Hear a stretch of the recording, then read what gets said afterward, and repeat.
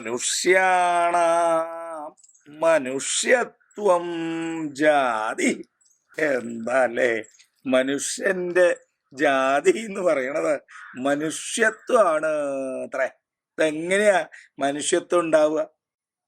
ഈ കാലത്ത് മനുഷ്യത്വം ഉണ്ടാവുക എന്ന് പറയണത് തന്നെ ഏറെ ദുരിതകരമായ കാര്യമാണ്. എന്താ അതിന് കാരണം? പലതരത്തിലുള്ള ലഹരിയെ സ്വീകരിച്ച് മനുഷ്യ ഗുണത്തെ ആ ഗണത്തിൽ നിന്ന് തന്നെ ഇല്ലാണ്ടാക്കണ ഒരു കാലം എന്ന് പറഞ്ഞാൽ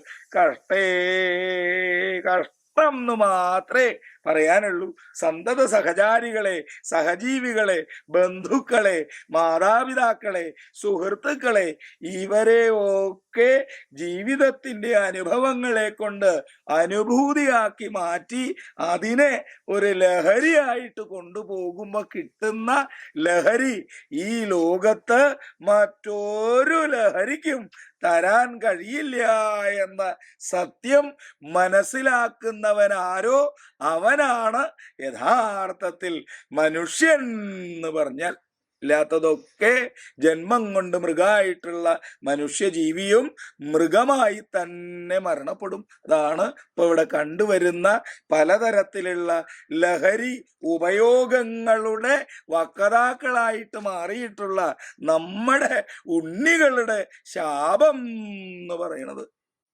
എന്താ ചെയ്യുക അല്ലേ? പലതരത്തിലുള്ള ലഹരികൾ ഉപയോഗിച്ച് സ്വന്തം മാതാപിതാക്കളെ പോലും സഹോദരന്മാരെ പോലും സ്വയം തിരിച്ചറിയാതെ കണ്ട് മൃഗമായി മാറിയ ആ മനുഷ്യൻ ഉത്തേജകമായി ഉപയോഗിക്കുന്ന ലഹരി എന്ന് പറഞ്ഞാൽ കഷ്ടം എന്ന് മാത്രമേ പറയേണ്ടതുള്ളൂ. അതുകൊണ്ട് മനുഷ്യ മനസ്സിനെ ചിട്ടപ്പെടുത്തി ഉത്കൃഷ്ടമായ ചിന്തകളെ കൊണ്ട് മനസ്സിനെങ്ങനെ ആഴക്കടല് പോലെ ശാന്തമാക്കി വെക്കാൻ സാധിക്കുമ്പോഴാണ് ഈശ്വര വിചാരങ്ങളെ കൊണ്ട് ഭക്തിയെ കൊണ്ട് ആ മനസ്സിനെ ശാന്താക്കി വെക്കാനായിട്ട് സാധിക്കണം. പലതരത്തിലുള്ള ജപങ്ങളെ കൊണ്ട് മനസ്സിനെ ശാന്തമാക്കാൻ പഠിക്കുമ്പോഴാണ് മനുഷ്യത്വമുള്ള മനുഷ്യന്റെ ഗുണഗണങ്ങള് ഇതര മനുഷ്യർക്ക് ഉപയുക്തമായിട്ട് വരുള്ളൂ എന്നുള്ള കാര്യത്തിൽ യാതൊരു